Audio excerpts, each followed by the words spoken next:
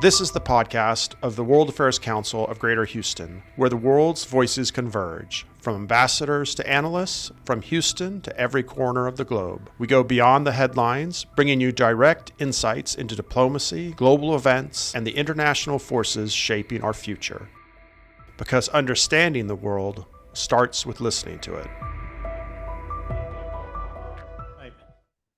Thank you so much for coming out. So this is my first semester here at Texas A&M. We came from San Diego. It's really cold here in Texas. I didn't realize, it's San Diego, it was 75, and then it got down to 72 during the winter. That was not the case when we woke up this morning, when it was 32, 33. So definitely a surprise coming to Texas. Or returning. My first duty assignment was in El Paso, Texas. So it's good to be back. So a quick story. My wife and I, Susan, who's here, the second day we were in College Station, we went to the bank. We had to open up a bank account, and we're just dying. We're dragging from the parking lot to the, just sweating. And we get there, and this woman who's got a just beautiful Texas drawl, she's like, "Well, how do you like the weather, honey?" And we're like, "Oh my God, it's so hot." And she's like, "Hot? Oh no, this is cool right now." And we're like, "Oh my God, it's so humid." She's like, "No, you came here in a good week." And I'm like, "Oh." And it got worse from there. We made the mistake though, moving in late July. So that was our fault. So that's right. Oh yeah, that's right. So, well, again, thank you so much for coming tonight. I really appreciate it. And a part of me thinks that this is an unfortunate reality, that this is as timely as it is. And I wish it wasn't, but it is. So I'd like to start tonight with a question. What is your personal relationship with war? Have you served? And if so, what did that service mean to you? Did it leave you with a sense of pride? Or are you still carrying with you a sense of disappointment or even guilt or scars, emotional or physical? If we raise that question one level up, what has been your family's relationship with war? Have your parents served, or your aunts and your uncles? And what has that service meant to your family? Has it given them a sense of pride, a coherence with the nation? Has it made them feel more patriotic, or in other cases, made them feel a little distraught by their experiences? Well, what if we raise that question one level higher and ask, what has our nation's relationship with war been like for the past 80 or so years? And that's the question I'd like to wrestle with this evening. What has our relationship as Americans been like since the end of World War II? And I think the best place to start is in 1945. World War II is over. And if you ask one general who was most responsible for the victory of that war, Douglas MacArthur would tell you it was Douglas MacArthur. Who else, besides Douglas MacArthur, deserved the lion's share of credit for the ultimate victory that he helped attain? When you read his memoirs, Reminiscences, you hear this self-congratulatory MacArthur recalling he leading his army, leaping across the Pacific from one success to another, helping the Japanese armed forces write the last chapters in their epic story of defeat. His flair for the dramatic was in full force in his memoirs. But it didn't end with World War II. As proconsul to help rebuild and reform a defeated Japan, the general extolled an unbending faith in American power, and not just military power. MacArthur hailed the supposed transformative capabilities and capacities of the United States to reconstitute a new Asia, as he said, to usher in a revolution which would restore the dignity and the freedom of the common man in Japan. Wow. But he wasn't alone in that faith. In 1947, while MacArthur is still proconsul in Japan, the head of the ACLU heads over there at the invitation of MacArthur. And he comes back after a 3-month trip, and he's effusive in praising the development of democracy in a post-surrender Japan. He returns home from his trip, and he lauds how Japan was acting like a liberated country. Democracy, it seems, could be hand-delivered by a benevolent general and his army to a clearly grateful people.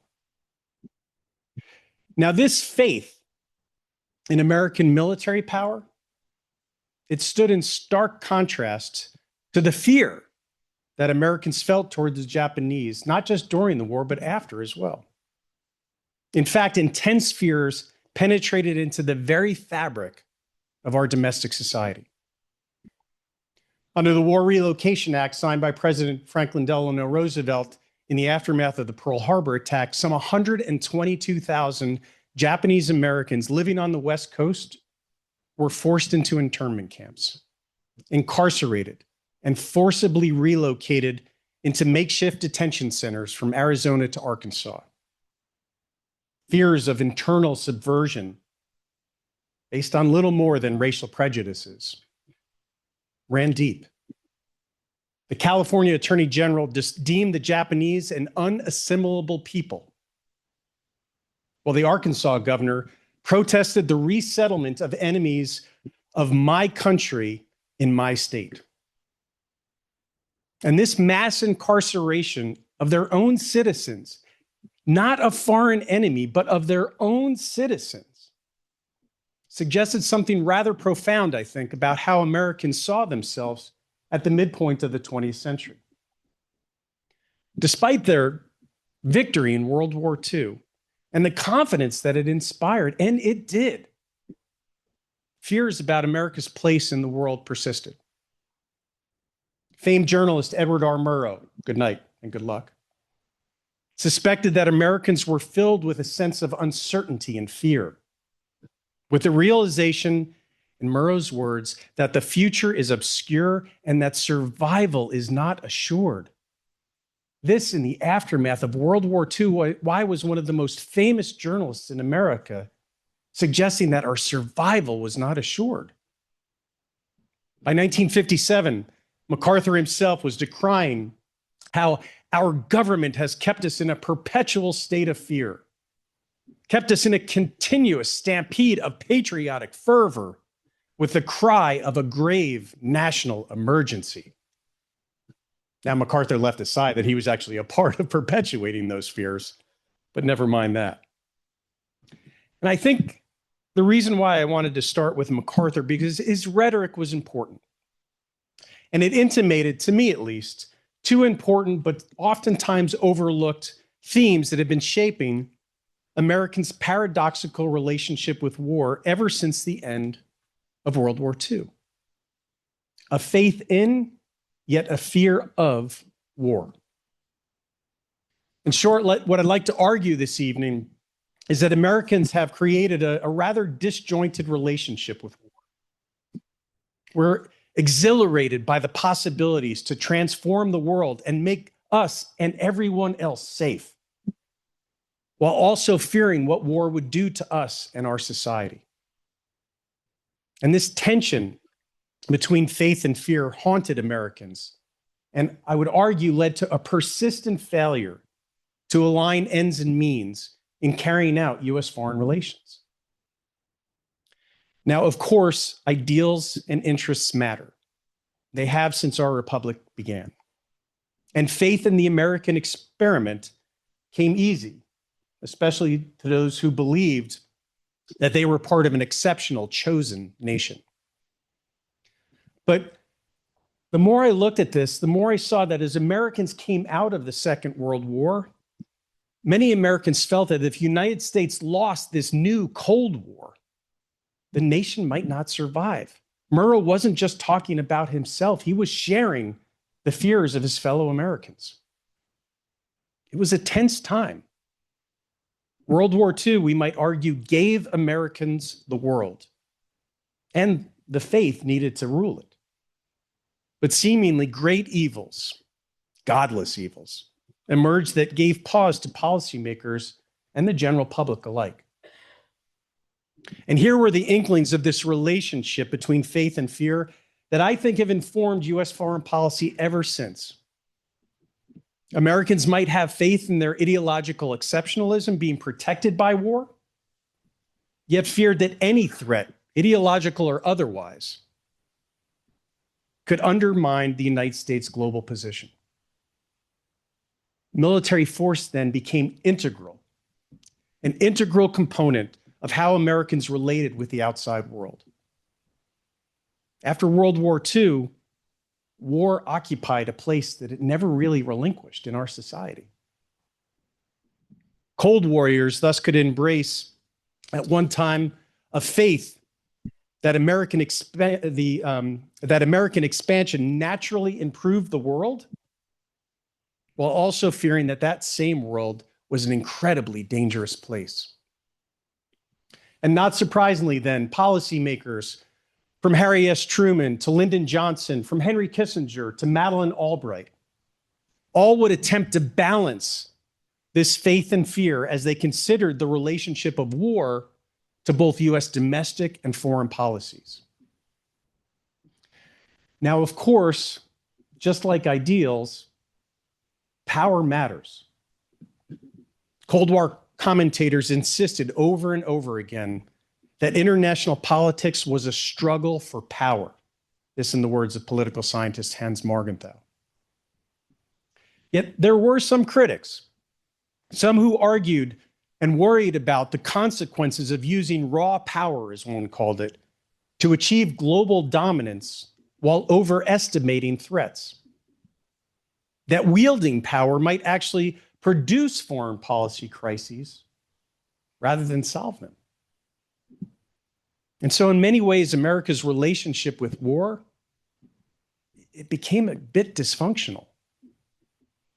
A secular faith in war to solve any foreign policy problem, coupled with fears of America's enemies bringing destruction to the nation's shores, I think they indelibly shaped policy choices when it came to everything from helping to conduct nation-building exercises overseas to containing communist bogeymen around the world. Americans largely held faith that war would be utilitarian, a rational means for attaining their desired ends. At the same time, again, they feared what it would bring. And so, if we think about this in such a cognitive framing up here, that was also, I think, an emotional framing down here.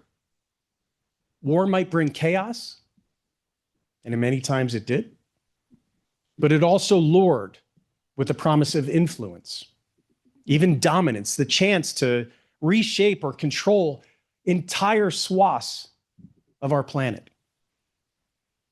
Now, with this, I think, came important and enormous social and cultural consequences and implications that rippled across the decades after World War II.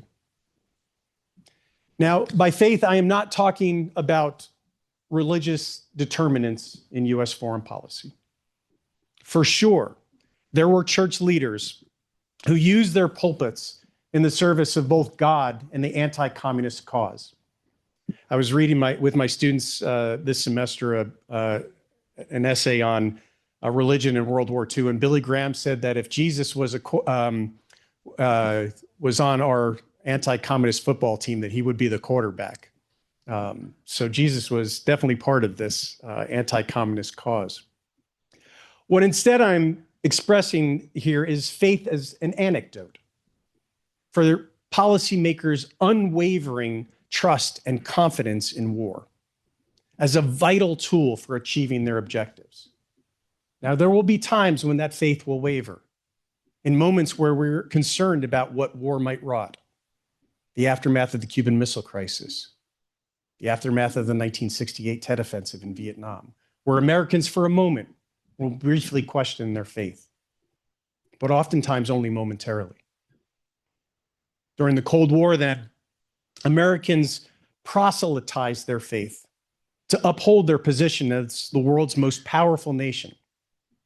At others, they sent soldiers out as missionaries to save humanity from itself.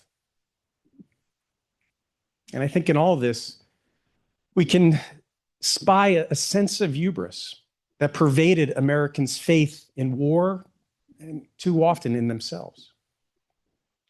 And notably, there were some among the policymaking elite who did not blindly embrace war for all its positive impacts, whose faith could be shaken by what war had wrought. Some worried, for instance, like journalist Walter Lippmann, a famed journalist, about the creation of a militarized garrison state trampling upon our individual liberties. Yet too often, I think those voices were drowned out. The United States had to generate power, so the argument went, and then use that power to advance its political aims against an unyielding, godless enemy. Now, throughout the Cold War, this faith also helped produce cultural meaning, a way for Americans to make sense of the world around them and their place in it. Terms like national defense and national security became increasingly important. Americans grappled with their connotations. They thought about their implications and debated how their very identity was bound up in the definition of war.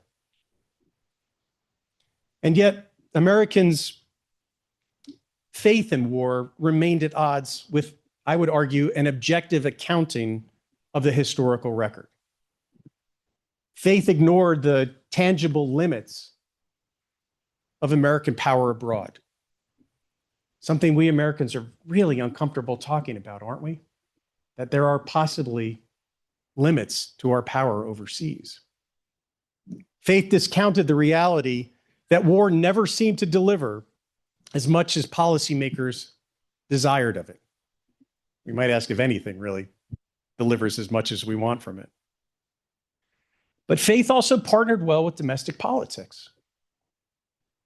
No politician is going to hope to win office by campaigning on the limits of American power, right? I'm not going to move here to Houston and say, vote for me.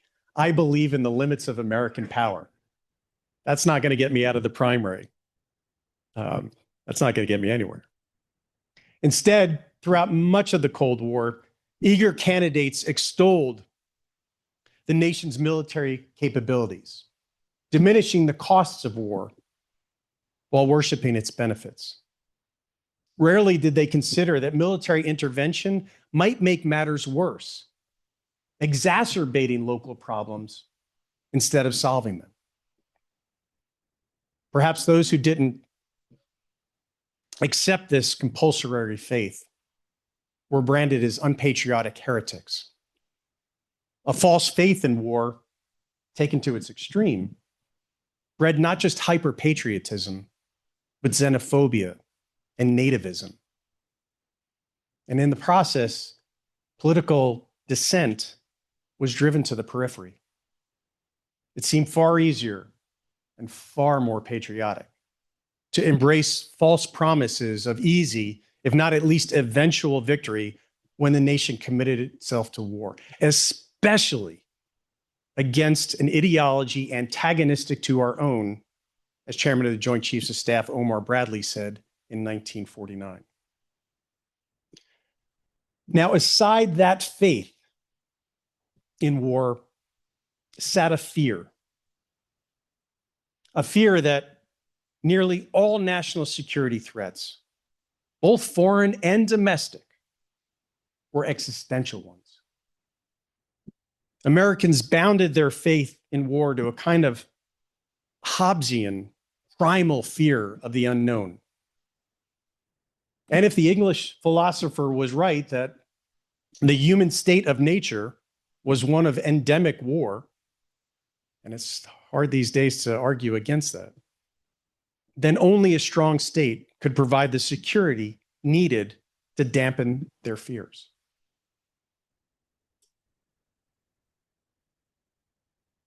So what were Americans afraid of? What left them in a near constant state of Cold War paranoia? Well, everything. They feared atomic war and unconventional war. They feared an anarchic international system seemingly under threat by this godless communist forces. They feared arms races and missile gaps, threats from abroad and threats from home. They feared depressions and recessions. They feared the future and the past. They feared Soviet spies and Cuban revolutionaries. And perhaps worst of all, and in what is most relevant to today, they feared each other. Americans displayed a kind of neurotic anxiety born of perpetually exaggerated fear. Now, historical precedents surely carried weight. I have to say that because I'm a historian, so check the clock. Pearl Harbor remained on the minds of many Americans long after the ultimate victory in World War II. The surprise Japanese attack there exposed the lack of preparedness that arguably set in motion long-lasting fears. The U.S. Armed Forces would now have to project power far from their shores. Why? Because these vast oceans that used to protect us no longer served as inviolable barriers from our enemies. In many ways, never again became a sort of mantra of the Cold War era. On the 10th anniversary of the day that would live in infamy, Vice President Alben W. Barkley of Kentucky, go Cats. My wife went to University of Kentucky, so I have to say that. He offered counsel at a memorial ceremony in Honolulu with a clear and simple message. We must never again be heedless or complacent. All right, here's your trivia for this evening. Alben Barkley became Vice President of the United States in 1949, which means that the United States of America did not have a vice president between 1945, the death of Franklin Delano Roosevelt, and the inauguration of Alben Barkley. So for almost 4 years, our country did not have a vice president of the United States. Did you know that? I did not know that before I started this project. I guess I should have. This chilling sense of vulnerability of which Barkley spoke in Honolulu and the need for absolute security, which I'm not sure exists, I think helped redefine what war meant for Americans then and arguably ever since. No longer could citizen soldiers demobilize after war, setting the foundation for a permanent security, if not surveillance state, that seemed at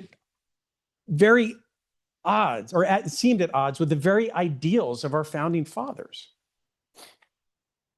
Preparation for war would have to be now continuous, an enduring activity embedded in so many ways into Americans' daily lives. Once more, apparent existential threats justified their fears. Communist expansion, national and ethnic rivalries, and nuclear proliferation. All of these purported to destabilize an international system in which national security was far from certain. And so insecurity became ingrained into our national security state. As the Cold War endured, we might not be surprised that opportunistic politicians realized that this existential fear could be useful, could be used as a tool for persuasion and propaganda. Taken to its politicized extreme, fear could breed a form of consensus, a form of forced consensus. When Senator Barry Goldwater argued in 1960 that his fellow Americans might become slaves if the United States lost the war, the Cold War, to the Soviet Union, he was clearly positioning himself as a stalwart defender of the nation worthy of election to the highest of offices. Imaginary fifth columnists here at home also could burnish the credentials of those wishing to be seen as tough on communism, helping to build a sense of political solidarity with our constituencies. Exploiting fears in the fight against evil could propel eager politicians into the national spotlight. Wisconsin's Senator Joseph McCarthy, perhaps the prime example. Fellow politicians might privately revile tail gunner Joe's antics, yet Republicans increasingly took McCarthy's side as more and more Americans were swayed by his anti-communist crusade. And what is so important to note here is that it wasn't just Republicans. It was Democrats as well. And of all the places where there was bipartisan support, it was here. In embracing the fears and increasing the national security state. Someone else also took note, and it was big business. Because big business could profit from fear, whether it be building bomb shelters at home or cruise missiles to be launched abroad. Companies could reap financial rewards by hawking bomb havens and nuclear submarines and strategic bombers and a fearsome arsenal of potentially earth-shattering weapons. In fact, these insidious relationships between legislators and lobbyists, which luckily don't happen anymore today, would become a hallmark of Cold War politics, as major defense firms were rewarded for the nation's increased military posture. As one journalist noted in 1960, the purposes of the military-industrial complex fit, in his words, neatly in the atmosphere of crisis, as the United States continues to be held in the grip of wartime thinking. Think about this for a moment. It is 1960, 15 years after the end of World War II. Why were Americans still in the grip of wartime thinking? It's 2 years before the Cuban Missile Crisis, 5 years before we start to send American ground combat troops to Vietnam, 15 years after the end of World War II. Why were we still so afraid? So when we brought in our evaluation of Americans' relationship with war beyond just the political realm, and I think this is important, that war is not just politics. For those of you who read Clausewitz, sorry, I'm disagreeing with the Prussian gods. But it is culture and it is social. We see that Americans living in the post-World War II era, the American century, as publishing magnate Henry Luce called it, for them, war became part of their identity. War undergirded a vision of national self, a vision of the United States as a protector of global peace. And war, along with the military force required to wage it, also, not surprisingly, permitted access to foreign trade and markets.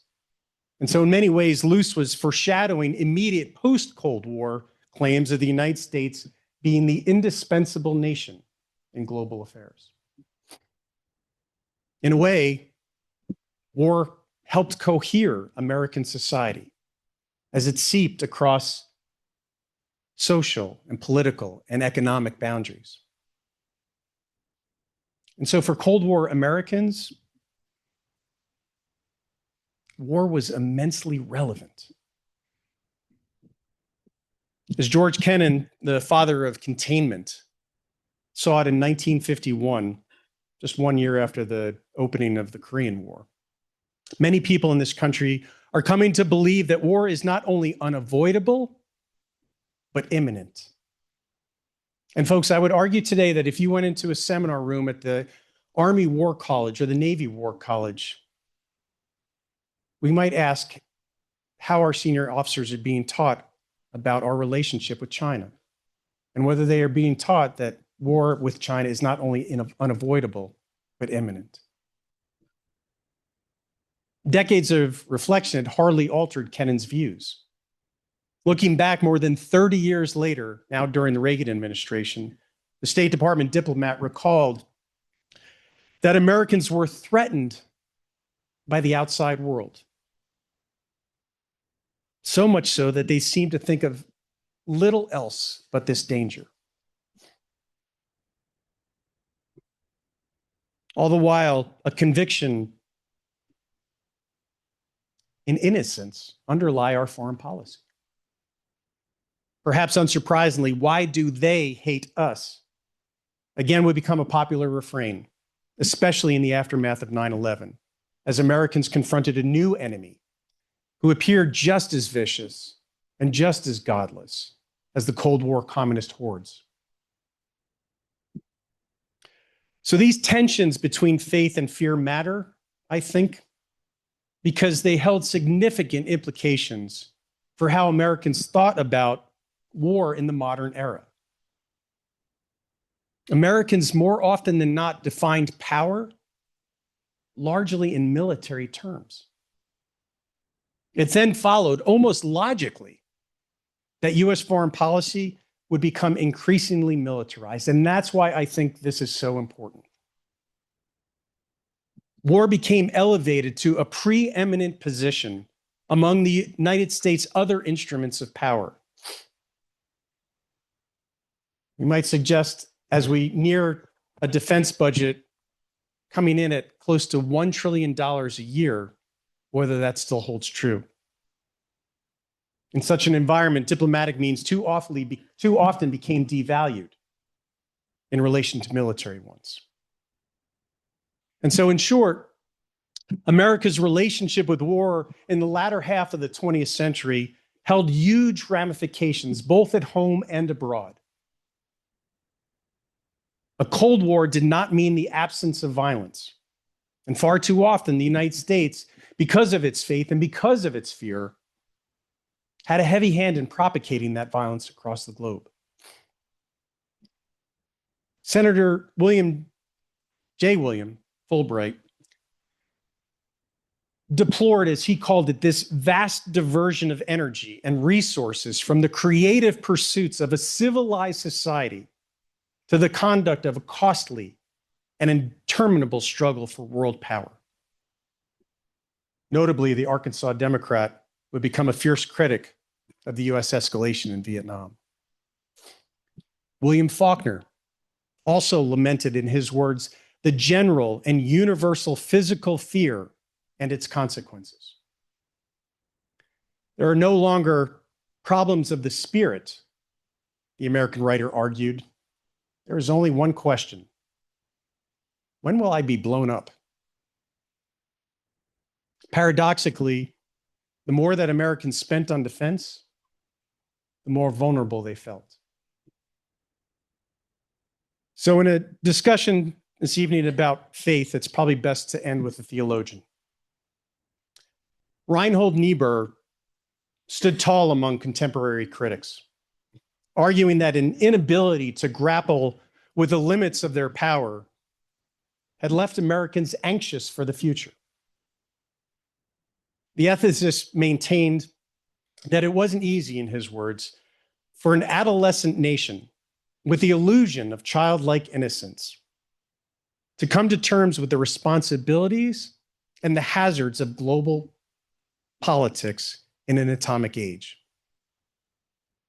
As a result, powerful nations, Niebuhr said, like the United States, tended to use the weak as instruments for their own purposes.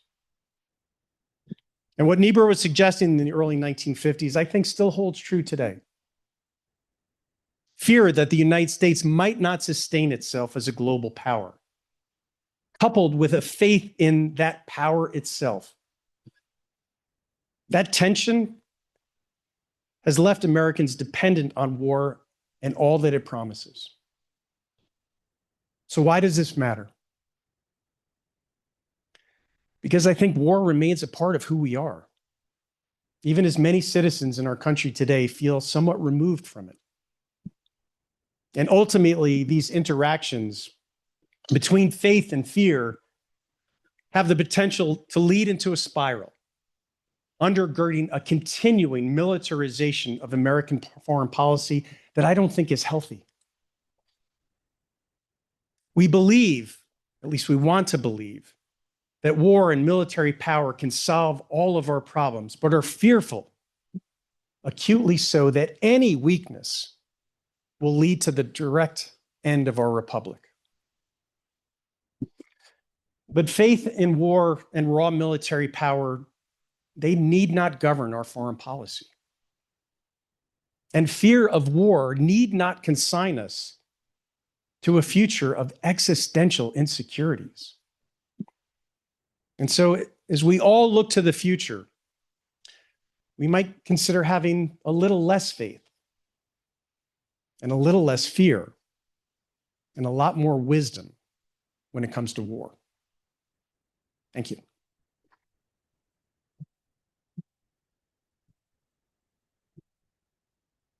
So, thank you, Greg. And for any of you who come to our events, you know we host a lot of excellent speakers, great authors. This is one of the most thought-provoking books I've read in a long time.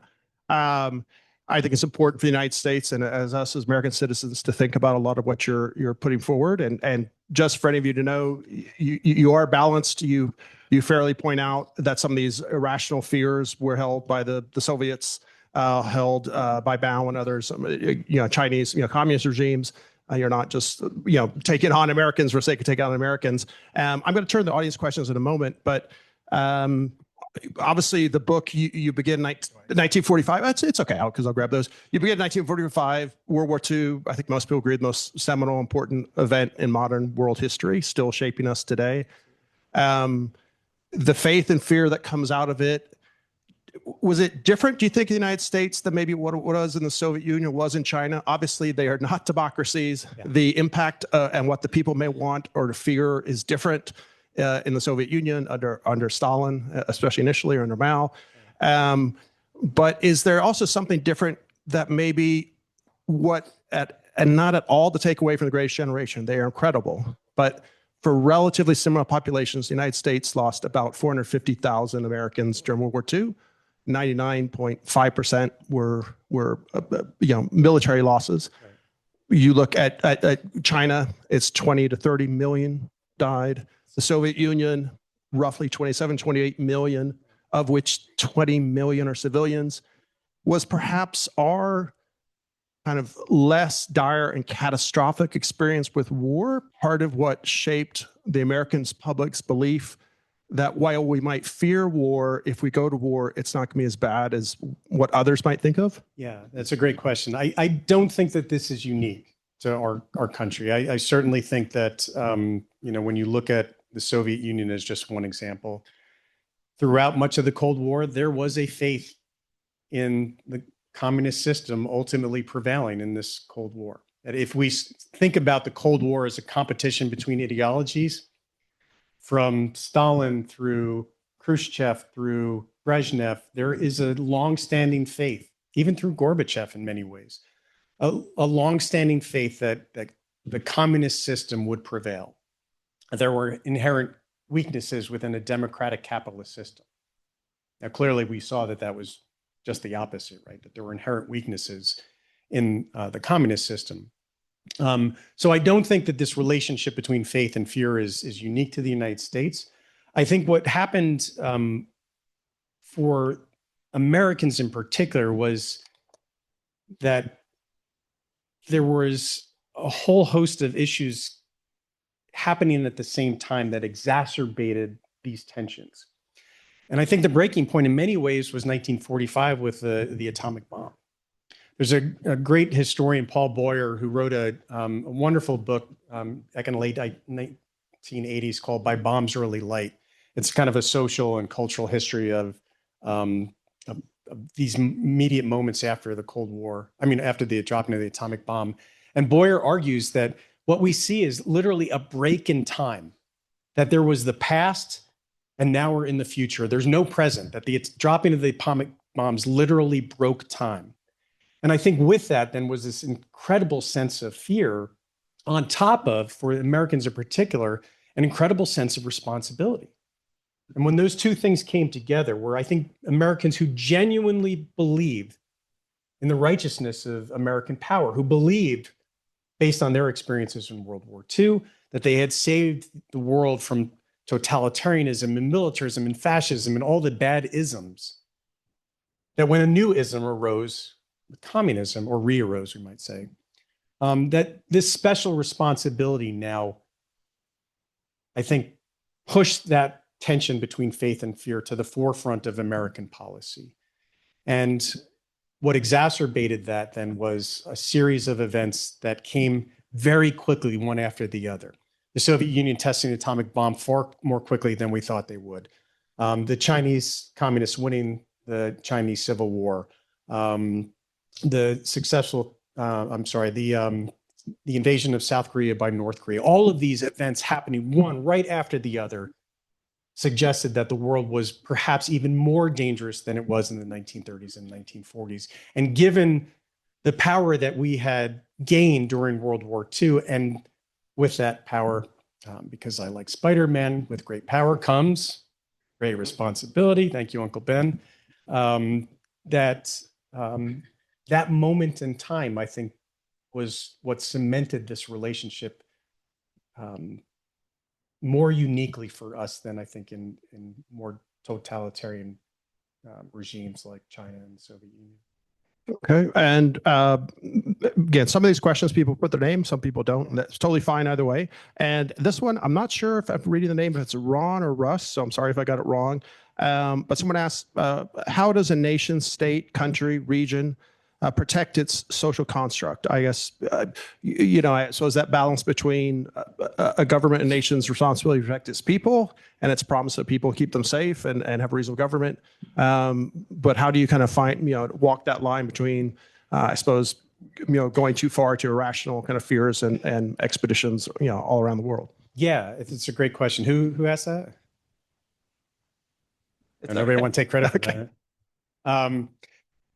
Thank you, sir. It's a great question. So what is the first responsibility of government? It's the protection of its people, right? And I think that's why I mentioned that power is important. And I think we would all be naive to suggest that power is not a part of international relations. It clearly is. I think it's Will Rogers who said diplomacy is talking until you can find a stick to beat off the dog or something along those lines. Clearly, Will Rogers is far more eloquent than I am. But what I found in my research for this book was that what was fascinating and somewhat ironic is that as Americans placed their faith in war, they somehow lost a faith in their own identity and system. We lost a faith in who we were. Why was it that if communism was such an awful ideology that was doomed to fall in on itself, why were we so scared of it? Did we really, really believe during the Red Scare that Americans were going to become communists? Why did we not have more faith that the American nation and how we all collectively were brought up in one way or another, that communism just didn't fit for American history and norms and values? And I'm clearly way generalizing here. But what I found with the Red Scare in particular is that as we placed more and more faith and power to satiate our fears, we lost a faith in ourselves. And I think, to me, that's where history, I think, offers important perspectives. We are best when we believe in some of the values that we purport are important for us, to have faith in those values, to have faith in those ideals. And it's the moments where we lose that faith that we react in a way that becomes militaristic. And I think we lose the balance between kind of protecting the physical society and how we define what national security meant, both during World War II and after, and securing our values by living up to them and having faith in them. And if you're wondering, I think for the camera, Maria asked me to sit down. A good question is something you address throughout the book, because it is obviously beyond just democracy promotion and liberal ideals. There's the corollary of that of spreading capitalism and open markets. TD asked, do you think the American economy would have been in this position without all of these wars? And I suppose, in essence, would the American economy be as big and as strong as as global and vibrant if we had not gone through this period? Yes, I think so. Okay. I don't think that certainly there are moments in time where access to markets is important. No better place to look than obviously the Persian Gulf, and why Americans were initially fearful of Soviet forces remaining in Iran in 1946, where Joseph Stalin had kind of said, well, maybe we'll keep forces here in the Middle East. And that clearly, as World War II demonstrated the value of petroleum to our military effort, decided that access to the Middle East and in particular the Persian Gulf were important. But I don't necessarily see and historians are really bad at counterfactuals. But I don't see that it was necessary for us to maintain economic access, especially with our allies, by having to resort to war. And just kind of a bit of a follow-up to that, always thank you, students from the Audi International School. Great to have you guys here. A bit of follow-up to that, Olivia asked from Audi, to what extent did idealistic utilitarian motives play a larger role in determining America's relationship with war, as opposed to economic and perhaps neocolonialist motives? Yeah, that's a really good question, really smart question. And I ask my students this all the time. What was most important in the immediate aftermath of World War II? Was it entering into the atomic era, or was it the decolonization effort that quickly unfolded across the globe? And in many ways, the two things come together in a way that create fears that just do this, right? That we're so worried about these decolonizing nations moving into the Soviet orbit, into the communist orbit, that we then become very interventionist into the global South in a way that has, I think, far greater implications than entering in the atomic era. That if nuclear deterrence was successful, thank God so far it has been, that the tangible implications of World War II then become what happens, what inspires American policy, and decolonization, I think, inspires a very interventionist approach to the global South. And then I think when you add on top of that a way to caricaturize your enemy in the global South, whether it's Mao or Stalin or Khrushchev, as totalitarian enemies who are simply going to gobble up these pieces of the world and use local peoples as pawns for the communist attempts at global domination. And one of the phrases you hear over and over and over again in documents is communists being intent on global or world domination. And so my strong sense is that when you look about the fears that decolonization are inspiring, and then adding on top of that a way to characterize these totalitarian states as being enemies of the people because they're vulnerable to communist ideologies, that becomes, I think, a recipe for interventionism into the global South that we see in Southeast Asia, East Asia, throughout much of Latin America, in part because those two things come together. That's a good question. Thank you. Another great student question from Sophia, also for the Audi School. Do you find a U.S. foreign policy of the Cold War reacted the U.S. claim of being democratic and also promoting the liberal world order? I suppose in some ways, if you could address sometimes what was kind of the inherent contradiction of modernizing a nation, but doing it sometimes at the end of a barrel of a gun. Yeah.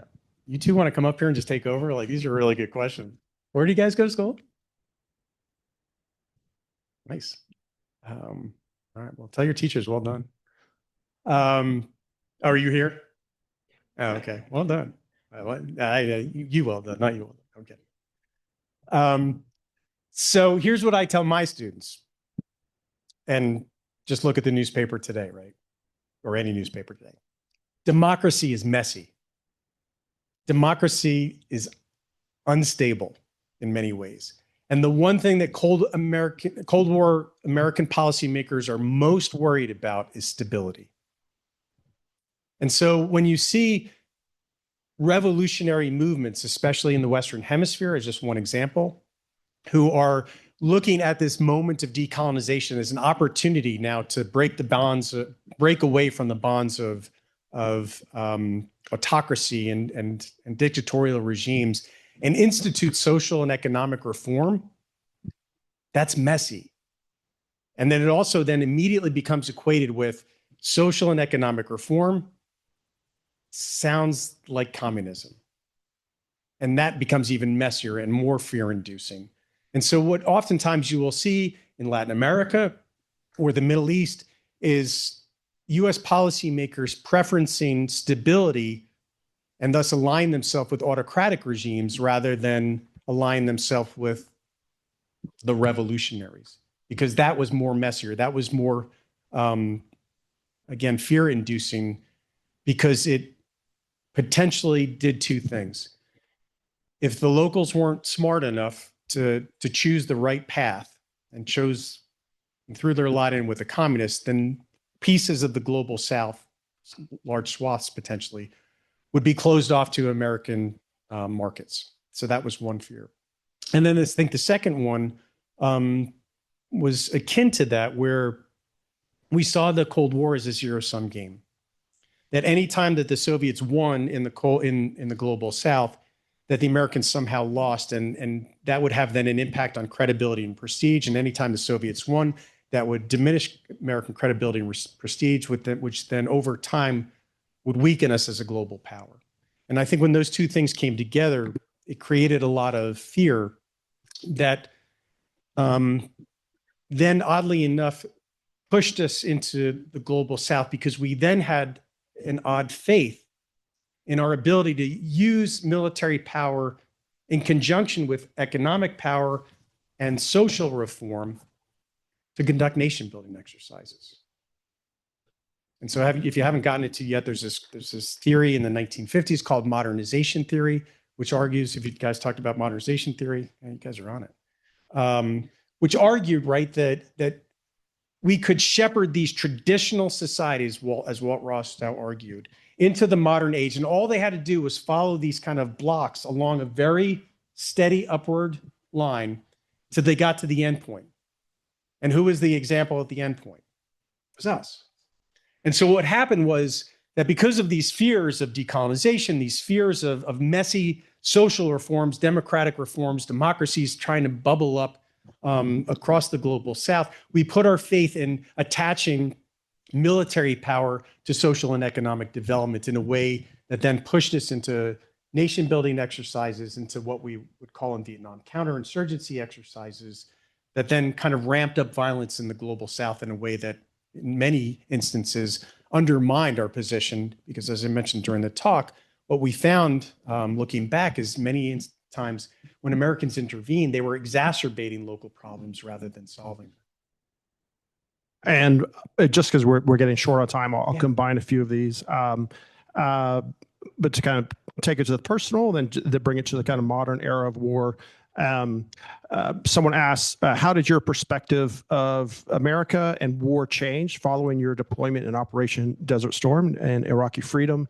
And I suppose related to that in terms of shifts in modern warfare, especially kind of, I think, an over-dependence upon an all-volunteer force. Would you discuss how weapons of war, like such as drones, are changing things? And then another person asks, is the use of drones in warfare more or less humane? And how would you describe that? And maybe just in a broader sense, a tiny fraction of the United States is active duty military at one time. It's usually less than 1%. If the American public is getting detached from the realities of warfare and drones, and overdependence upon special forces heightens that even more, where does that take us? And your own experiences, what did you feel? Yeah. So my first deployment to Iraq was as a second lieutenant. I couldn't tell you anything about Iraq. I couldn't tell you anything about why we were there. I couldn't tell you anything about Saddam Hussein. I couldn't tell you much about anything. I just graduated from West Point. I was 22 years old. I didn't know anything. When I went back as a lieutenant colonel, and my last assignment in Iraq was in 2009, I had a very different perspective. I had, by this point, had my PhD in history. I had studied before I went over. And I appreciated the complexities and the difficulties in a far different way, and understood the history in a far different way. What I saw personally in Iraq were some phenomenal Americans dealing with an incredibly difficult situation that suggested to me firsthand that there were limits to what we can achieve overseas. These were good people that I was serving under, smart officers. And, you know, I know that, you know, sometimes you'll watch Hollywood films and they're, yes, sir, no, sir. And they're all a bunch of kind of dullards. And I mean, you know, when you saw some of the senior officers that, not all of them, obviously, but when you saw some of the senior officers that were wrestling with the political and cultural and economic problems of dealing with this society in the throes of their own revolutionary war, of what was Iraq supposed to be like in the post-Saddam era. To me, it hit upon a point that I realized as a historian that I think suggested, not in a pejorative way, but that there are limits to American power. So as I tell my students when I teach the American war in Vietnam, that war, I think, when you boil it all down, the Vietnamese War was just that. It was a Vietnamese war. It was a civil war over what did it mean to be Vietnamese in the post-colonial modern era. That was a question that no American could answer. That was a question that no foreign force could answer. That question of what did it mean to be Vietnamese in the modern era, questions about identity, that was not for us to answer. Now, to get there, was it a deadly, horrifically violent way to answer the question, what does it mean to be Vietnamese in the modern era? Yes, it was. But we, in many instances, made it worse because we elevated the violence rather than diminished it. I saw the same thing in Iraq. We're good-meaning, well-meaning people. We're trying to help solve this problem. What should Iraq look like in the post-Saddam era? It was not a question we could answer. And so I think that is something, again, that is not politically appealing for us. We don't, as Americans, like to think about the proposition that there are limits to what we can achieve overseas. But as both a historian and a participant in some of our recent wars, I think it's important for us to wrestle with that proposition because it's important. And it helps us make better choices about when to intervene and when not to. As for the drones, it is an incredibly important question for us all to be asking in this moment. Because what it is doing, and I'm now here riffing off of late historian Marilyn Young, who was just a phenomenal woman, and her charge year after year as a historian was that we had to make war visible. That Americans were very, very good about making war invisible for the American public. And that was not healthy for a democracy. And what drones are doing right now is helping make war invisible for Americans. When we rely on special forces and we rely on drones to intervene overseas without any discussion among us, only recently have we seen, we were talking about it before, right, about only recently have we seen a little bit of discussion about intervention overseas with the attacks off the Venezuela coast. We haven't really had all that much discussion about us being militarily active on the global stage. And we certainly have been. Even after the wars in Iraq and Afghanistan have ended, we still have been quite active. We just don't see it. So I think it's incumbent upon us, and why I wanted to write a book like this was to inspire conversations about what war means for us.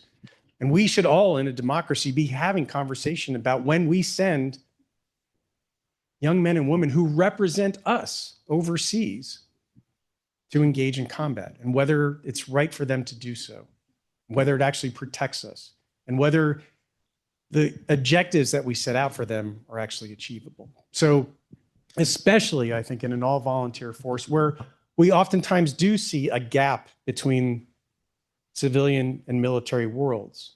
The best way for us to close that gap is to have conversations about when it is proper for us to send military forces overseas, to help us better define what national security means in the post-9/11, post-global war on terrorism environment. We haven't really discussed that all that much. We've been kind of, in an awful way, turned against ourselves in many ways like we did during the Cold War era, instead of kind of recalibrating our conversations about how war is having an impact on our lives. And I'll just combine these quickly, just, yeah, it's for sake of time. And then the last two, just to kind of conclude everything. They're obviously not directly related yet. Obviously, some of these drug running boats were going from Venezuela. Some of these have also been going in the Eastern Pacific, right, as well. But in line of what has happened recently or come out recently, David asks, would you address Secretary Hexas defending the naval attack on the Venezuelan boat? And then I suppose Ken, I think, also asks, could you believe in or the degree of the narco threat?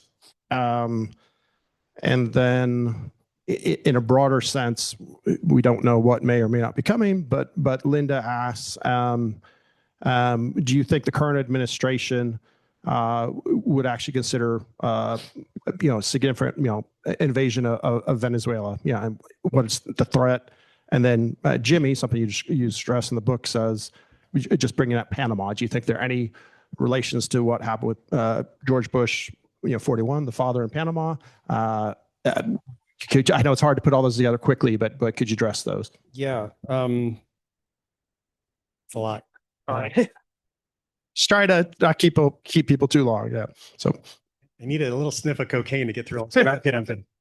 Just say no.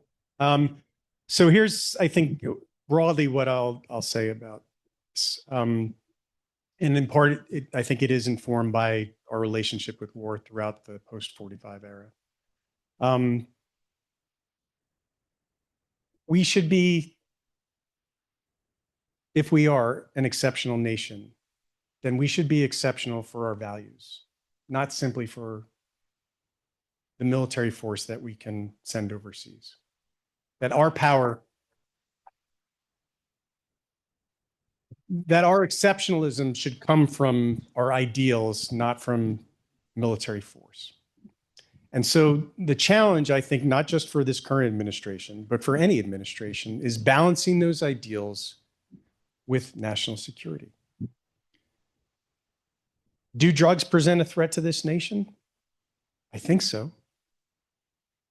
So much so that we undermine our values? I don't think so. And the challenge now is for us to have more nuanced conversations, and I know that is incredibly difficult to ask in this moment in time. But we have to have nuanced conversations about where the legalities of war sit, where national security sits, where threats exist, where supply and demand, because there is a demand piece of this that we also have to have a hard conversation with, and why the relationships between war and society matter. There isn't just a supply issue with this threat of drugs. There's a demand issue. How much of that is cultural? How much of that is medical? How much of that is economic? Those are really hard questions for policymakers to be wrestling with. And unfortunately, I think in this moment in time, especially, we're just not poised to have honest, hard conversations with each other. And I really think we need to get better at that, because these are important questions, right?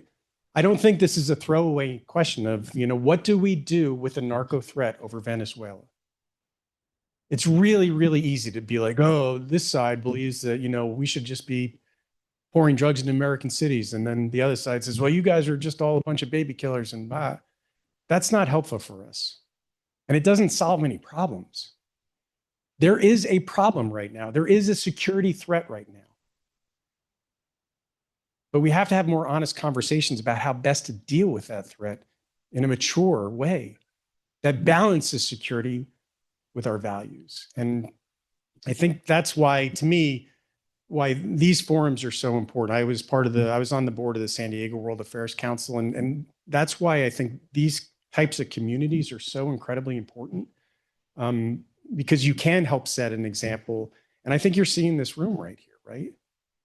That you have a generational audience having a conversation like this that hopefully inspires young folks to be like, we can actually do better. And I think that's where we have to be. And I don't know if that helps answer the question specifically. I'm not a policy advisor. I'm only a historian.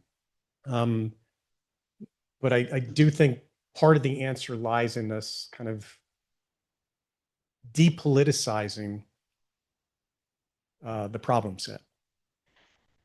And two questions, not directly related to each other, but both very relevant to where we are today and hopefully where and how we move forward. I think good ways to end. And, again, I'll say to any of you, we have Greg's excellent book, selling it outside, and he'll sign it afterwards. I think everyone who reads it, even if you're a historian, even if you have deep military or certain experience, you'll learn a lot. But just kind of in terms of where we are, David asks, a pressing question: are Americans presently more concerned with civil war or world war, in your opinion? And then in terms of, kind of overall frameworks and where we go from here as a country, Michael, another great student from Audio National School, asks, as the next generation, how can we frame our outlook to encourage diplomacy rather than just military intervention on a global stage?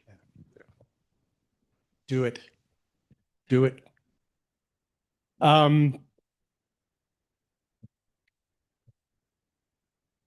right, I've been fairly apolitical, nonpartisan for the evening. I'll do one sort of political answer. So it was David. Yeah. The Civil War versus World War. Yeah. The technology is unbelievable. We have the AI. The quantum computer in 1 minute, the whole 1 day for the best computer that we have. Yeah. The Chinese plan to establish 1 million people on Mars. The robotics and everything changed. We are not in the evolution of the past. Right. Now it's a quantum jump.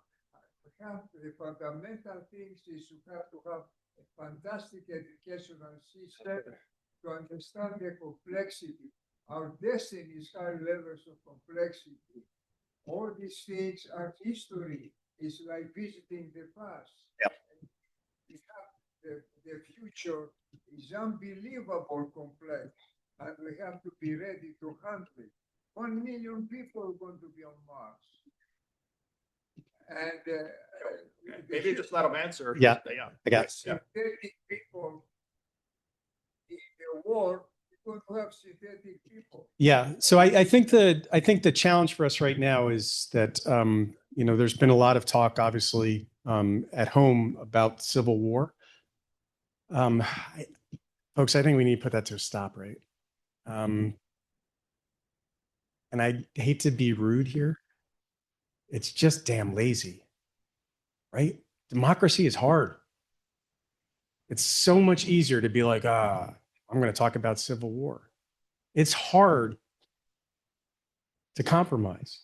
It's hard to come to an acceptance that compromise in a democracy is necessary and does not equate to weakness. And we're not there right now. It doesn't mean we have to compromise on ideals. But I think our tendency right now to take the worst extremes of McCarthyism, and I hate to quote her, but I will, to not follow in the footsteps of Laura Loomer, who says we need to make McCarthy great again. Folks, that is not a recipe for success. And so I think talk of civil war is about as unhelpful as it is just flat out lazy. What we do here in this American experiment is hard, and it always has been. And the moments I think where we faltered is when we start to turn it in against ourselves. And there has to be a way to I think, move away from that. And sir, I think, you know, your point on education, I think is important here. That to me, that is the way out of it. I'm biased, obviously. I'm a professor. I guess I'm also biased. So at some point I need to say bad things about UT Austin, so we can do that later. But I do think that education is important here. And I don't think it's cliche. I really, really don't. And I stress it to my students in particular because of the AI piece, because I've already started grading papers where students are relying on AI.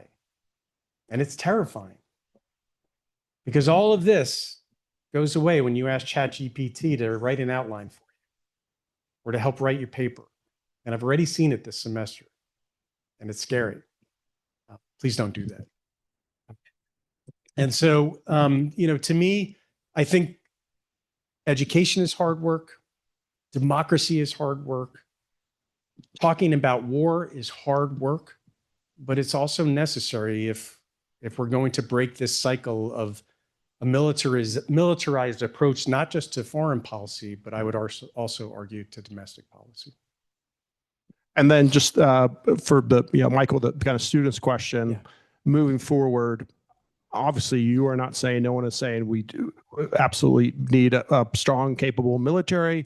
But how do we move upon maybe an over-reliance or first instinct to think of a military solution before considering diplomatic, economic, or other options? How do we kind of slow that train down? So I'm part of a think tank, or on the board of advisors for a think tank in Washington, D.C. called the Quincy Institute for Responsible Statecraft. The Quincy Institute for Responsible Statecraft.